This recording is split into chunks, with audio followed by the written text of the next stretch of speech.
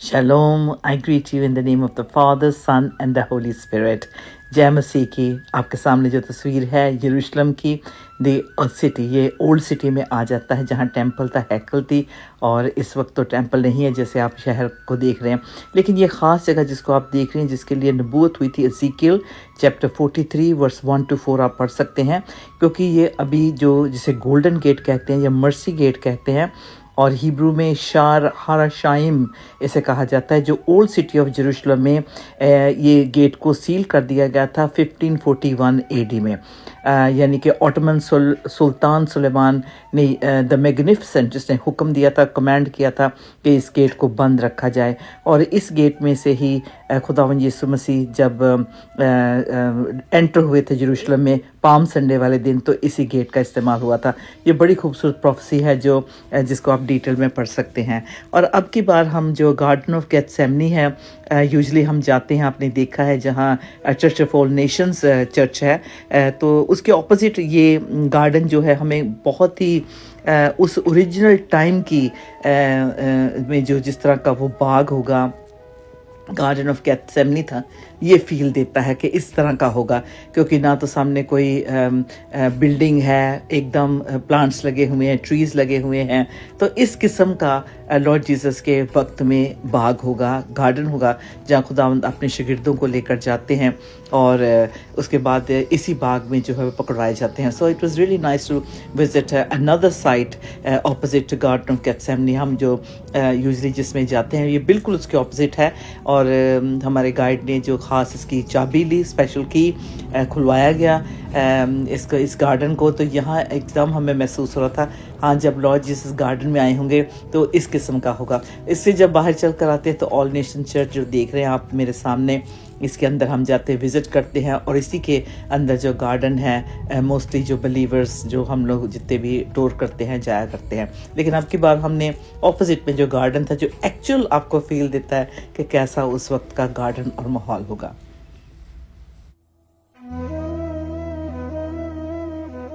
Jerusalem city, इसके ऊपर देख सकते हैं आप जो पूरा शहर बसा हुआ है।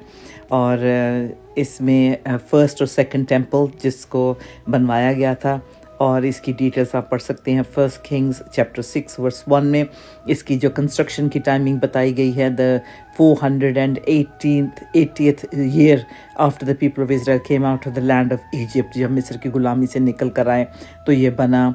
और फिर उसके बाद सेकंड क्रॉनिकल्स चैप्टर 6 और इसकी 1 to 2 पढ़ सकते हैं। जेरेमाया 41 वर्स 5 जो रेफरेंस टेंपल की बताता है कि कैसे इसकी डिस्ट्रक्शन हुई, और कैसे डिस्ट्रक्शन के बाद भी लोग जो थे ऑफरिंग्स लाते थे इस जगह पे, क्योंकि खुदा ने इस जगह को बनाया था। बेशक उस वक्त बहुत ही मुसीबतों के दौर में से बनी इसराइल कौम गुजर रही थी, लेकिन फिर भी वो खुदा को एग्जॉल्ट करते थे, क्योंकि खुदा के हुक्म से ही यहाँ पे वो टेंपल बने थे। ये गोल्डन गेट जिसका मैंने अभी जिक्र किया है, ये प्रोफेसी जो है फुलफिल होगी जब लॉर्ड जीसस वापस आएंगे किड्रन वैली, जब उनके जैतून के पहाड़ पे माउंट जायन, माउंट ऑफ ऑलिव्स पे उनके जो जब कदम लगेंगे, तो ये सारी जगह जो चेंज हो जाएगी, तब्दील हो जाएगी। राइट साइड में आप देख सकते हैं रशियन चर्च जो गोल्डन डोम बना हुआ है, ऑल नेशंस चर्च है, गार्डन ऑफ गेथसेमनी यहाँ पे है। तो ये सारी लोकेलिटी जो आप देख रहे हैं, इसमें खुदावंद यीशु मसीह के आखिरी दिन जब थे यरूशलेम में आए हुए थे, तो इस एरिया में कैसे एक जगह से दूसरी जगह उनको लेके गए। और ये सारी आप साइट्स को अगर देखें, गौर करें, तो सारी लॉर्ड जीसस के मिनिस्ट्री यहाँ यरूशलेम में थी। और इस वक्त टेंपल तो नहीं नज़र आ रहा, लेकिन एक वक्त आएगा इन द फ्यूचर कि जो थर्ड टेंपल बनेगा, और वो एंटी क्राइस्ट का दौर होगा, और जिसके लिए पूरी दुनिया तैयार ही मुझे तो लग रही है कि उस वक्त के लिए जिस तरह से माहौल बना हुआ है, बेदीनी बढ़ गई है, लोग खुदा से दूर हो रहे हैं, कोई प्यार नहीं खुदावंद के लिए रहा, वो डेडिकेशन नहीं है, वो फेथफुलनेस नहीं है। तो ये सारा नज़र आ रहा है। बेशक 2 साल हो गए हैं इज़राइल में वॉर लगे हुए, और अभी रिसेंटली ही सीज़ फायर होने की वजह से लोग जो है वापस जा रहे हैं। बेशक माहौल वहाँ का भी मुझे बहुत उदास नज़र आया, क्योंकि इतने टूरिस्ट नहीं थे जितने होने चाहिए। और ये जो मैं जूम इन करके आपको दिखा रही हूँ, ये गैलिकेंटे जहाँ पे खुदावंद यीशु मसीह को रखा गया, जब अरेस्ट कर लिया गया था। और वो जो ग्रे वाला आपने चर्च देखा है, वहाँ पे खुदावंद ने अपर रूम में जहाँ अपने शागिर्दों के साथ खाना खाया था, द लास्ट सपर जिसे कहते हैं। तो ये सारा शहर में हमें इस वक्त अभी और प्रोग्राम भी आप देखेंगे जिसमें हमने रूफ टॉप व्यू लिया, वहाँ कभी पहले नहीं गए, फर्स्ट टाइम गए। तो बहुत ही कुछ यानी कि डिफरेंट एंगल से मैंने इसको देखा। और ये है गार्डन टूम जिसमें हम गए। ये गोलगत्था है जहाँ जिसके बारे में खुदावंद के कलाम में लिखा है न्यू टेस्टमेंट में कि खुदावंद कैसे गार्डन में ले गए अपने शागिर्दों को। और ख़ास तौर पे इस गार्डन टूम में जो थी, ये जो गार्डन था डिफरेंट था, क्योंकि यहाँ पे खुदावंद यीशु मसीह ने जब सलीब से उतारा गया तो उनको यहाँ कब्र में रखा गया। और आज भी कब्र खाली आप देखे, मैं शॉर्टली जाऊँगी इस वक्त क्योंकि रश इतना नहीं था। लेकिन मैंने देखा कि इस गार्डन टूम में जो थे ज़्यादा लोगों को, टूरिस्ट को मैंने पाया। मैंने कपल्स को देखा अपने बच्चों के साथ आए हुए थे। फिर इसके बाद ग्रुप्स थे, अमेरिकन्स थे, ब्राज़ीलियन थे और काफ़ी गीत गा रहे थे। इस गार्डन में हम होली कम्युनियन लेते हैं, एम्प्टी गार्डन टूम को विज़िट करते हैं। जो गाइड है हमें बताता है कि उस वक्त का क्या माहौल था, किस तरह से अगर किसी को स्लीप से उतारा जाता है तो उसकी बॉडी बहुत हैवी होती है, तो किस तरह से उसको उतार कर यहाँ कब्र में रखा गया। और कैसे खुदावंद के जो शागिर्द थे उन्होंने खुदावंद की बॉडी को उतारा। और साथ साथ जो औरतें भी चल रही थी, उसमें माँ मरियम भी थी, मैरी मैगडलिन भी थी, जोआना भी थी, सुज़ैना भी थी। ये सारे लोग थे उस वक्त। और किस तरह खुदावंद यीशु मसीह के बॉडी को उन्होंने क्रॉस से नीचे उतारा और लेके आए।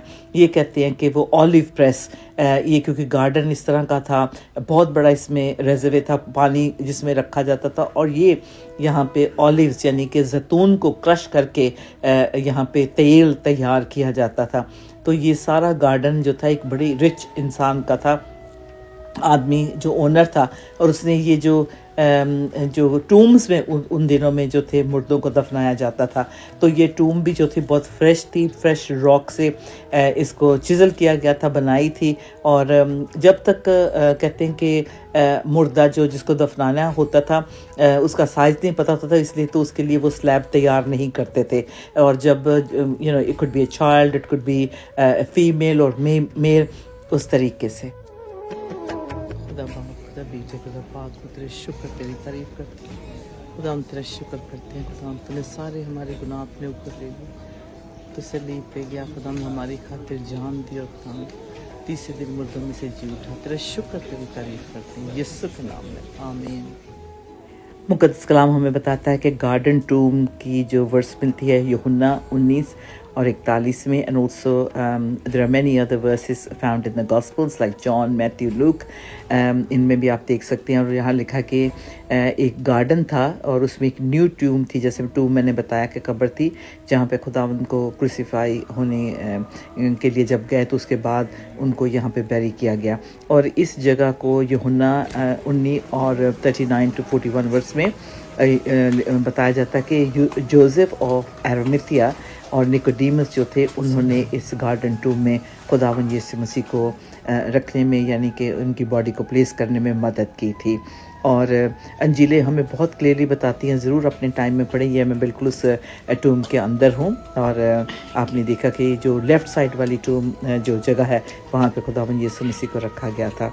And we thank God that the garden tomb is empty. खुदावंद वहाँ पे नहीं है, वो मुर्दों में से जी उठे हैं और आज और अब इस वक्त हमारे दिल में रहते हैं, हमारे साथ रहते हैं। लिखा है कि वहाँ जब तीसरे दिन जब खुदावंद के कलाम के मुताबिक औरतें वापस आई तो देखा कि वहाँ फरिश्ते बैठे हुए थे और वो जो पत्थर रखा हुआ था वहाँ से हट चुका था। तो ये बहुत ही अमेजिंग, यूनिक, डिफरेंट आपका एक्सपीरियंस होगा जब आप वहाँ जाएंगे, क्योंकि इस खाली टूम को मैरी मैगडलिन ने इसे जब रो रही थी, इंतज़ार कर रही थी, तो मैरी मैगडलिन का भी जिक्र आता है। और इस बार हम मैरी मैगडलिन के गांव भी गए, मैगडाला, तो अगले प्रोग्राम्स में उसके बारे में भी आप देखेंगे। और उसके बाद फिर आप जानते हैं कि यहाँ होली कम्युनियन होता है, वर्शिप होती है, तो हम सारे पूरे ग्रुप ने मिलकर वर्शिप की और मैंने बहुत सारा वक्त यहाँ दुआ में गुजारा। जिन जिन अजीज़ों ने मुझे प्रेयर के लिए कहा था, और ख़ास तौर पे जो रेवलेशन टीवी पे भी प्रोग्राम करती हूँ, उन सब अजीज़ों को याद कर रही थी कि खुदावन उनके भी बदन जो सफ़र कर रहे हैं वो सब बीमारियों से खाली हो जाए और तेरे नूर से, तेरी ब्लेसिंग से भर जाएं। आमीन। और फिर ये जो गिफ्ट शॉप होती है, वहाँ जब गए तो क्रिसमस फील हो रहा था, क्योंकि नवंबर का महीना है, तो दिसंबर को वेलकम करने के लिए ये देख रहे हैं क्रिसमस ट्री लगा हुआ था और खुशी खुशी सब ने सुवेनियर खरीदे। और अब हम जो है ओल्ड सिटी को विज़िट करने के लिए जा रहे हैं। अजीज़ों, ऐसी बारिश मैंने कभी अपनी किसी भी टूर में लाइफ टाइम में यरूशलेम में, इज़राइल में नहीं देखी।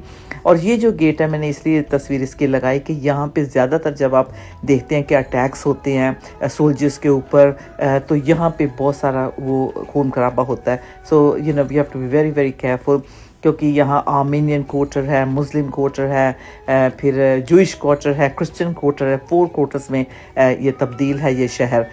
तो ये मुस्लिम क्वार्टर से हम जो है एंटर करते हैं। फिर ऑफ कोर्स यहाँ हमने अपना लंच लिया। बारिश बहुत थी और जल्दी से रेन कोट बेचने वाले आ जाते हैं, अम्ब्रेला लेके आ जाते हैं। तो शुक्र है we kept ourselves really kind of dry, कोशिश की पूरी, लेकिन खूब हमने बारिश को भी एंजॉय किया और किसी ने कंप्लेन नहीं किया, कोई भी कुछ नहीं कह रहा था। इतना यानी कि खुदा के जलाल में हम सोख हो रहे थे कि हमें बारिश भी यूँ जैसे वेलकम कर रही थी, ब्लेसिंग दे रही थी। और प्रीति कह रही थी मुझसे, कहती दीदी ऐसे आज लगता है जैसे कि पुराना सब कुछ धुल गया, इतनी तेज़ बारिश कभी हमने नहीं देखी थी। अच्छा, ये जो है हम रूफ टॉप का मैंने जो आपको जिक्र किया था, ये पूरा ये फर्स्ट टाइम हमें मौका मिला कि इस चर्च में, ये बिल्डिंग है, ये चर्च है, और इसके ऊपर आप रूफ पे जाके पूरे यरूशलेम की ओल्ड सिटी को देख सकते हैं। तो I mean what can be said, there is so many scriptures and passages, और स्पेशली खास तौर पर लॉर्ड जीसस की मिनिस्ट्री को देखना है तो कैसे वो ट्रैवल करते थे, कैसे उस जगह पे अब चर्चेस बनी हुई हैं। कॉन्स्टेंटाइन की जो मम थी एलना, जब उसने देखा और वो इस शहर में आई तो उसने बहुत सारी जगह को प्रिजर्व किया हुआ। ये एक्चुअली जो है यरूशलेम का सेंटर है। यहाँ पे ही खुदावन, यहाँ से खुदावन यीशु मसीह आसमान पे गए थे और इसी जगह पे वो वापस लौट कर फिर आएंगे। तो ये बड़ी क्रूशल पॉइंट है, ये बड़ी कहते कि इम्पॉर्टेंट जगह है जिसे आप देख रहे हो। और मैं काफ़ी देर तक खड़ी left to right, right to left zoom in कर रही थी, और यहाँ से आप पूरा का पूरा यरूशलेम देख सकते हैं। You can see there is so hundreds and thousands of years old history is right before us. We've never had this chance and the opportunity before, लेकिन ये रूफ टॉप का जो एक्सपीरियंस था ये बिल्कुल नया इसमें मैंने पाया। वेरी क्लोजली हम देख सकते हैं कि जो एंशंट टाइम की याद आती है हमें कि पुराने कब 2000 साल से भी पहले यरूशलेम की जो हिस्ट्री है, और ख़ास तौर पे ये इस शहर जो जिसे राजा का शहर कहा जाता है।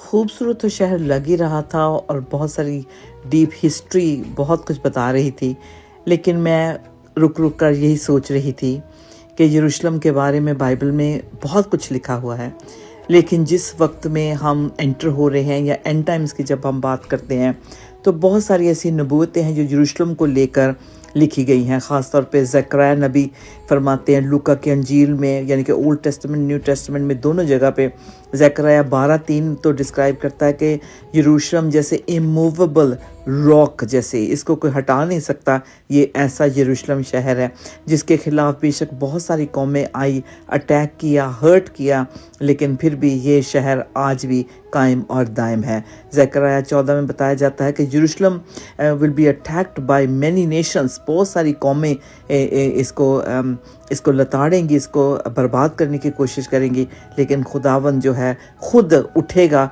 और तमाम कौमों का मुकाबला करेगा। ये माउंट ऑफ ऑलिव्स, सामने जो माउंट ऑफ ऑलिव्स है वहाँ पे खुदावन यीशु मसीह के कदम लगेंगे एक दिन,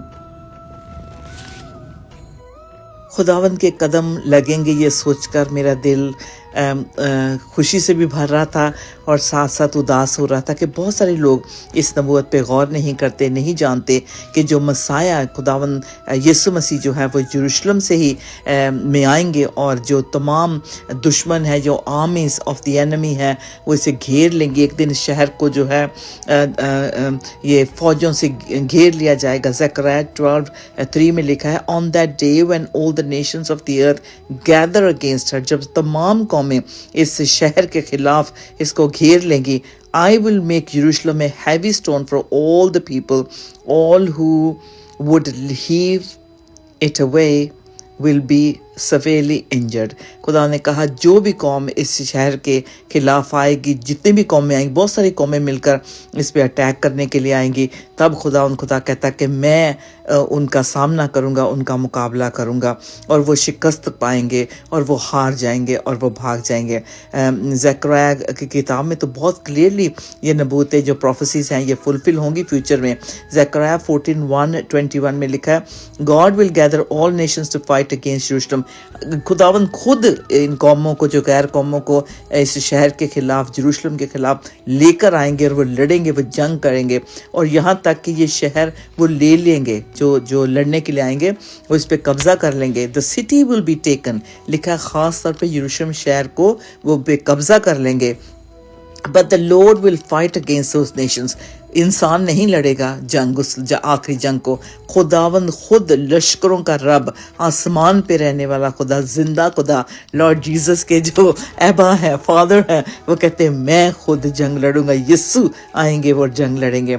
ये पढ़ के मुझे तो बड़ी स्ट्रेंथ मिलती है। बेशक ये पूरे शहर पे कब्जा हो जाएगा, बहुत सारी औरतों की इज्जत लूटी जाएगी, बच्चों को मार दिया जाएगा, बहुत हलाकत होगी, लेकिन इस शहर पे जो खुदा है खुद इसका फैसला करेगा। The city will be taken but the Lord will fight against those Nations. एक नेशन नहीं, बहुत सारी कौमें मिलकर आएंगी। The mount of olives will split into, और जो जैतून का पहाड़ है उसके दो हिस्से हो जाएंगे। The people will flee to a valley, the Lord will return with his holy ones. यानी कि वो जो आखिरी जंग होगी उसमें खुदावंद खुद इंटरवीन करेंगे। लूका रसूल की अंजील चैप्टर 21 और वर्स 20 में लिखा है, खुदावंद यीशु मसीह ने भी नबूवत की और कहा अपने शागिर्दों से, but when you see Jerusalem surrounded by armies, जब तुम यरूशलेम शहर को फौजों से घिरा हुआ देखो, then you will know that its desolation has come near. इसका मतलब है कि खुदावन ने खुद ये नबूवत की है। ये जो नबूवत है ये वार्निंग की नबूवत है। किस लिए? फ्यूचर के लिए। जी हाँ अज़ीज़ों, ये खूबसूरत खुदा के खादम हैं डॉक्टर बारूक कोमन, जिनकी बाइबल टीचिंग मिनिस्ट्री है। आपने डे स्टार पे भी देखा और डिफरेंट नेटवर्क्स पे भी आपने देखा होगा इनको। तो इनसे मुलाकात हुई, बहुत अच्छा लगा, सबने तस्वीरें निकाली इनके साथ, इन्होंने हमें ब्लेसिंग्स दी। जब मैं इस चीज़ को देख रही थी, देख सकते हैं मेरे पीछे क्राउड है जो उनको घेरे हुए है, बहुत सारे लोग उनसे सवाल कर रहे थे, पूछ रहे थे एंड टाइम्स में, वो भी अपने ग्रुप के साथ आए हुए थे। और आई थिंक ये 21 में जो है रबाई डॉक्टर बारूक ये शिफ्ट कर गए थे यहाँ इजराइल में। बहुत सारी ऐसी मिनिस्ट्रीज़ हैं जो आके यहाँ पे मिनिस्टर कर रही हैं। एंड टाइम में वो बोझ फील कर रही हैं कि बनी इजराइल कौम के साथ स्टैंड करना है, इजराइल को सपोर्ट करना है। बहुत सारे क्रिश्चियंस, बहुत सारे मैसियानिक ज्यूज़ जो वापस जा रहे हैं। हमारे गाइड बता रहा था कि ये एक ऐसी कंट्री है कि जब जंग लगती है तो किसी भी मुल्क में जंग लगे तो लोग मुल्क छोड़कर भाग जाते हैं, लेकिन इजराइल एक ऐसी जगह है जब जंग लगती है तो जितने भी नौजवान जो लोग होते हैं, जूश लोग होते हैं, वो भागते हैं अपने मुल्क की तरफ, वापस इजराइल जाते हैं ताकि वो स्टैंड लें, प्रोटेक्ट करें और ट्रेनिंग लें और वो मतलब दुश्मन का सामना कर सकें। That is so different, so unique, कभी मैंने ऐसा नहीं सुना। लेकिन इस जगह पे खड़े होकर मैं सोच रही थी कि आखिरी वक्त है।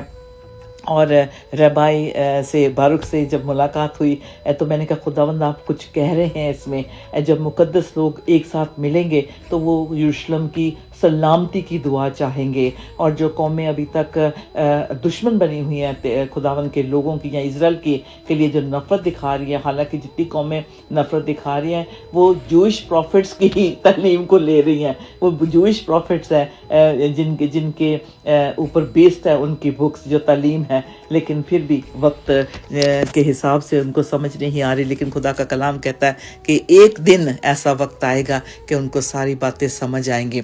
ये जगह है जहाँ पे खुदावंद यीशु मसीह जब पकड़वाए गए तो उन्होंने उनके कपड़ों पे कुरा डाला गया, और ये जो नीचे यहाँ पे घोड़ों को रखा जाता था, रोमी सिपाही जो रहते थे, कैदियों को रखा जाता था। तो उस जगह पे हम जो वॉक करके जा रहे हैं, हमें अभी आप देखेंगे कि जिस जगह पे रात को लॉर्ड जीसस को रखा गया, एक कैदी की तरह उनको रखा गया, क्योंकि नेक्स्ट डे उनको क्रूसिफिक्शन के लिए लेके जाना था।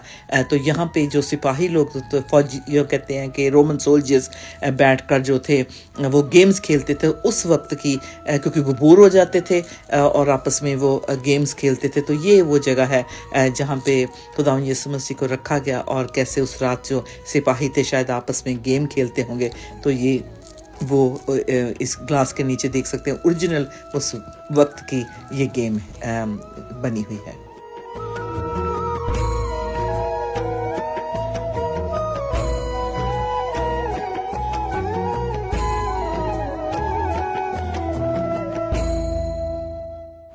एक बहन ने मुझे बताया, उसने कहा कि मैं बहुत बीमार रहती थी, तो मैं एक बार दुआ करने लगी, तो मेरे साथ जो औरत खड़ी थी चर्च में, उसने कहा तुम्हें शिफा चाहिए तो तू सबसे पहले यरूशलेम की सलामती की दुआ कर। कहती जब से मैंने ये करना शुरू किया उसी वक्त मेरी बीमारी दूर हो गई और मैं शिफा पा गई। अब मैं हर दुआ यरूशलेम की सलामती की दुआ से शुरू करती हूँ, यानी कि praying for the peace of यरूशलेम।